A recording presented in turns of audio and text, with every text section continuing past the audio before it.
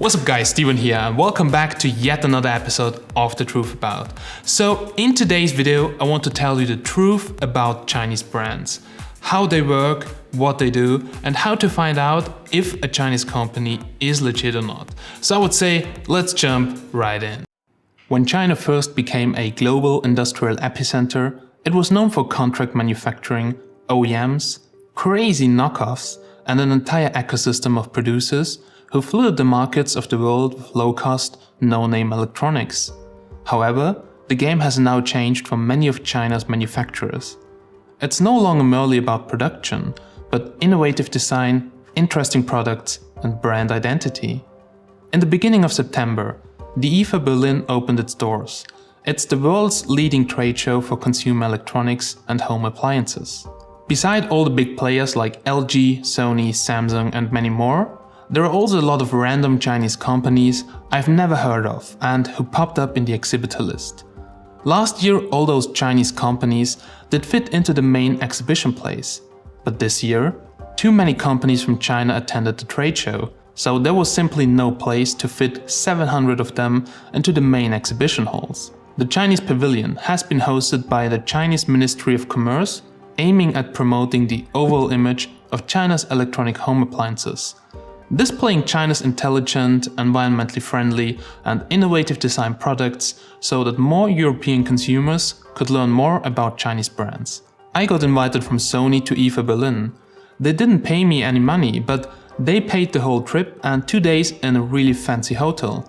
Also I could attend the press conference and get my hands earlier than everyone else at the new Sony Xperia XZ1 and also some nice Bluetooth headsets.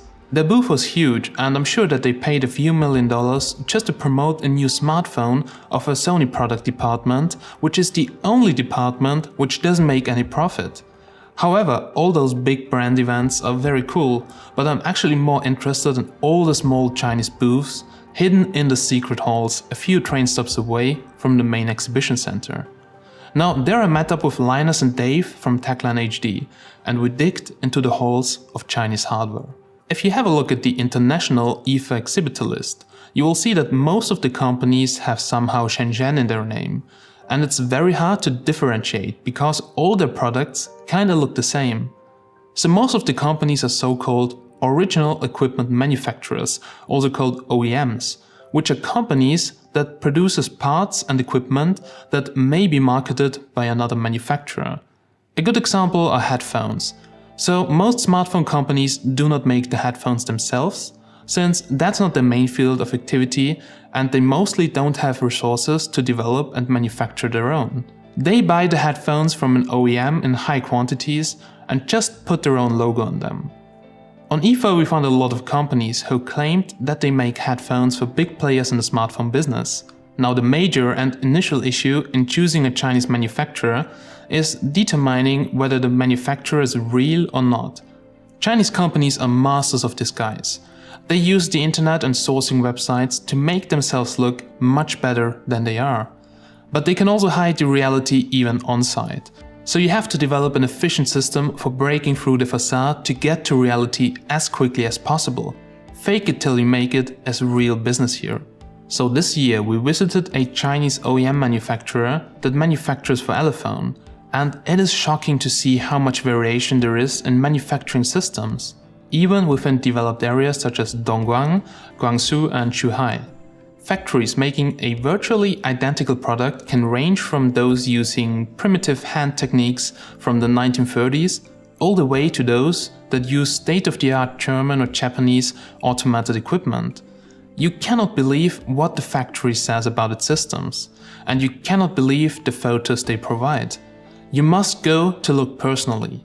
And even if you visit them, we have seen a buzzing, active factory with all assembly lines running at full speed, and as soon as we left, the place shuts down again, waiting for the next victim to arrive.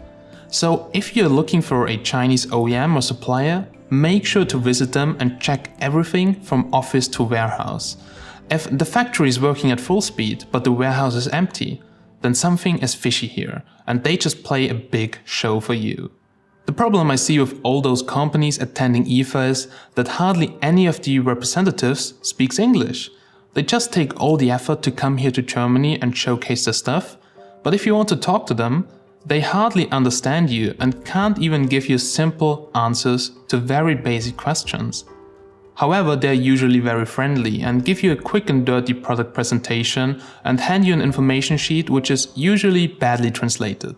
So good companies also usually have at least one person at the booth which speaks good English and knows their products and doesn't only hand you a spec sheet. So if you're planning to sell generic products under your own name, just like many of the funny brand names you see on Amazon, then you came to the right place here. If you can order the minimum order quantity, everything is possible. So they can put your own logo on everything they produce, and then you can sell the product as your own, just like many other companies like also Polaroid do. An okay product and the perfect marketing is everything here. What you don't find there are Shanzhai products, which are imitations of trademark brands or electronics, just like fake iPhones. These companies do not come to these trade shows, since their products do infringe all kind of legal property rights and are not permitted to attend this fair. Shanzhai mobile phones can be sold at very low prices compared to other mobile phones. So on average, these imitations sell at retailers for about 70 to 150 USD. While the production costs are only about 20 USD. Shanzhai mobile phone factories are able to manufacture at very low cost for two reasons. They do not buy mobile phone manufacturer licenses from the Chinese government, and they have the cheapest labor costs. And for sure, they use very cheap components and have no costs for development or marketing. We visited the Shenzhen electronics market and it's incredible what you can find there. So many smartphones you have never heard of. But it's even more incredible what gets sold in the streets.